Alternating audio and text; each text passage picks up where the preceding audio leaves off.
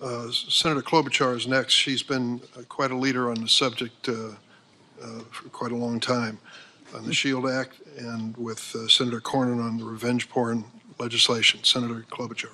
Thank you very much, Chairman Durbin, and thank you, Ranking Member Graham, for those words.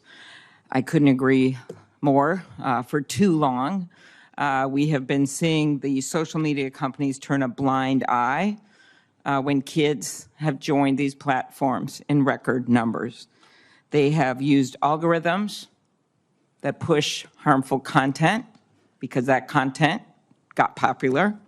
They provided a venue, maybe not knowingly at first, but for dealers to sell deadly drugs like fentanyl. Our own head of our Drug Enforcement Administration has said they've basically been captured by the cartels in Mexico and in China. So I strongly support, first of all, the Stop CSAM bill. I agree with Senator Graham that nothing is going to change unless we open up the courtroom doors. I think the time for all of this immunity is done because I think money talks even stronger than we talk up here. 2 of the 5 bills, as noted, are my bills with Senator Cornyn. One has actually passed through the Senate, but is waiting action in the House. But the other one is the SHIELD Act, and I do appreciate the support of that bill. This is about revenge porn.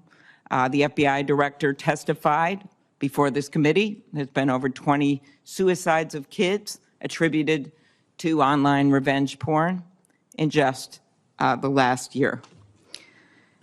But for those parents out there and those families, this is for them about their own child, but it's also about making sure this doesn't happen to other children. I know because I've talked to these parents. Parents like Bridget Noring from Hastings, Minnesota, who is out there today. Bridget lost her teenage son after he took a fentanyl lace pill that he purchased on the internet. Amy Neville is also here. Platform got the pill. Amy Neville is also here. Her son Alexander was only 14 when he died after taking a pill he didn't know was actually fentanyl. We're starting a law enforcement campaign, One Pill Kills in Minnesota, going to the schools with the sheriffs and law enforcement. But the way to stop it is, yes, at the border and at the points of entry, but we know that 30% some of the people that are getting the fentanyl are getting it off the platforms. Meanwhile, social media platforms generated $11 billion in revenue in 2022 from advertising directed at children and teenagers, including nearly $2 billion in ad profits derived from users age 12 and under. When a Boeing plane lost a door in mid-flight several weeks ago, nobody questioned the decision to ground a fleet of over 700 planes. So why aren't we taking the same type of decisive action on the danger of these platforms when we know these kids are dying? We have bills that have passed through this incredibly diverse committee when it comes to our political views, that have passed through this committee, and they should go to the floor. We should do something finally about liability, and then we should turn to some of the other issues that a number of us have worked on when it comes to the charges for app stores and when it comes to some of the monopoly behavior and the self-preferencing. But I'm going to stick with this today. Facts. 1/3 of fentanyl cases investigated over 5 months had direct ties to social media. That's from the DEA. Facts. Between 2012 and 2022, cyber tip line reports of online child sexual exploitation increased from 415,000 to more than 32 million. And as I noted, at least 20 victims committed suicide in sextortion cases. So I'm going to start with that, with you, Mr. Citron. My bill with Senator Cornyn, the SHIELD Act, includes a threat provision that would help protection and accountability for those that are threatened by these predators. Young kids get a picture, send it in, think they got a new girlfriend or a new boyfriend ruins their life or they think it's going to be ruined and they kill themselves. So could you tell me why you're not supporting the SHIELD Act? Senator, we think it's very important that teens have a safe experience on our platforms. I think that the portion to strengthen law enforcement's ability to investigate crimes against children and hold bad actors accountable is So are you holding open that you may support it? We very much would like to have conversations with you. We're open to discussing further. And we do welcome legislation and regulation. This is a very important issue for our country. And we've been prioritizing safety for teens. Thank you. I'm much more interested in if you support it, because there's been so much talk at these hearings and popcorn throwing and the like, and I just want to get this stuff done. I'm so tired of this. It's been 28 years, since the internet. We haven't passed any of these bills because everyone's double talk. It's time to actually pass them. And the reason they haven't passed is because of the power of your company. So let's be really, really clear about that. So what you say matters. Your words matter.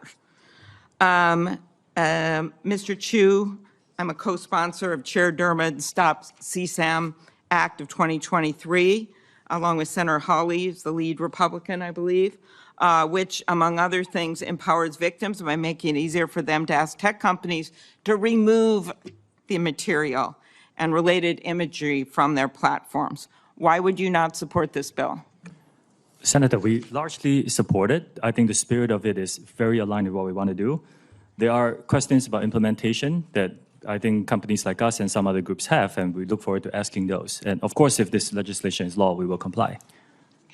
Mr. Spiegel, I know we talked ahead of time. I do appreciate your company's support for the Cooper Davis Act, which will finally, it's a bill with Senator Shaheen and Marshall, which will allow law enforcement to do more when it comes to fentanyl. I think you know what a problem this is. Devin Noring, teenager from Hastings, I mentioned his mom here, suffered dental pain and migraines, so he bought what he thought was a Percocet over Snap, but instead he bought a counterfeit drug laced with a lethal dose of fentanyl. As his mom, who's here with us today, said, all of the hopes and dreams we as parents had for Devin were erased in the blink of an eye, and no mom should have to bury their kid. Talk about why you support the Cooper Davis Act. Senator, thank you. We strongly support the Cooper Davis Act, and we believe it will help DEA go after the cartels and get more dealers off the streets to save more lives. Okay. Are there others that support that bill on this? No. Okay. Mr. Zuckerberg, in 2021, the Wall Street Journal reported on internal Meta research documents asking, why do we care about tweens? These were internal documents. I'm quoting the documents. And answering its own question by citing Meta internal emails. They are a valuable but untapped audience. At a commerce hearing, I'm also on that committee, I asked Meta's head of global safety why children aged 10 to 12 are so valuable to Meta. She responded, we do not knowingly attempt to recruit people who aren't old enough to use our apps. Well, when the 42 state attorneys general, Democrat and Republican, brought their case, they said this statement was inaccurate. Few examples. In 2021, she received an email, Ms. Davis, from Instagram's research director saying that Instagram is investing in experiencing targeting young age roughly 10 to 12. In a February 2021 instant message, one of your employees wrote that Meta is working to recruit Gen Alpha before they reach teenage years. A 2018 email that circulated inside Meta says that you were briefed that children under 13 will be critical for increasing the rate of acquisition when users turn 13. Explain that with what I heard at that testimony at the Commerce hearing, that they weren't being targeted. And I just ask again, as the other witnesses were asked, why your company does not support the Stop CSAM Act or the SHIELD Act. Sure, Senator. I'm happy to talk to both of those. We had discussions internally about whether we should build a kids version of Instagram, like the kids versions of YouTube and other services.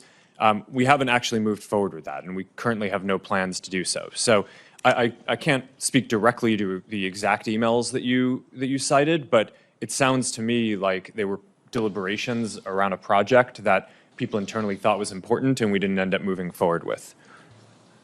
Okay, Sure. but, and the bills, what are Yeah. you going to say about So- the two bills? Sure. So overall, I mean, my position on the bills is I agree with the goal of all of them. There are most things that I agree with within them. There are specific things that I would probably do differently. We also have our own legislative proposal for what we think would be most effective in terms of helping the internet in the various companies give parents control over the experience. So I'm happy to go into the detail on any one of them, but ultimately, I mean, I think that this I is. just, again, well, I think these parents will tell you that this stuff hasn't worked, to just give parents control. They don't know what to do. It's very, very hard, and that's why we are coming up with other solutions that we think are much more helpful to law enforcement, but also this idea of finally getting something going on liability. Because I just believe with all the resources you have, that you actually would be able to do more than you're doing, or these parents wouldn't be sitting behind you right now in this Senate hearing room. Thank you, Senator Senator, Klobuchar. can I Senator speak to that? Or do you want me to come back later? Please, go ahead. I don't think that parents should have to upload an ID or prove that they're the parent of a child in every single app that their children use. I think the right place to do this, and a place where it would be actually very easy for it to work, is within the app stores themselves, where my understanding is Apple and Google already, or at least Apple, already requires parental consent when a child does a payment with an app. So it should be pretty trivial to pass a law that requires them to make it so that parents have control anytime a child downloads an app and offers consent of that. And the research that we've done shows that the vast majority of parents want that. And I think that that's the type of legislation, in addition to some of the other ideas that you all have, that would make this a lot easier for parents. I just to be clear, I remember one mom telling me, with all these things she could maybe do that she can't figure out, it's like a faucet overflowing in a sink, and she's out there with a mop while her kids are getting addicted to more and more different apps and being exposed to material. We've got to make this simpler for parents so they can protect their kids, and I just don't think this is going to be the way to do it. I think the answer is what Senator Graham has been talking about, which is opening up the halls of the courtroom so that puts it on you guys to protect these parents and protect these kids, and then also to pass some of these laws that makes it easier for law enforcement. Thank you, Senator Klobuchar. We're going to try to stick to the 7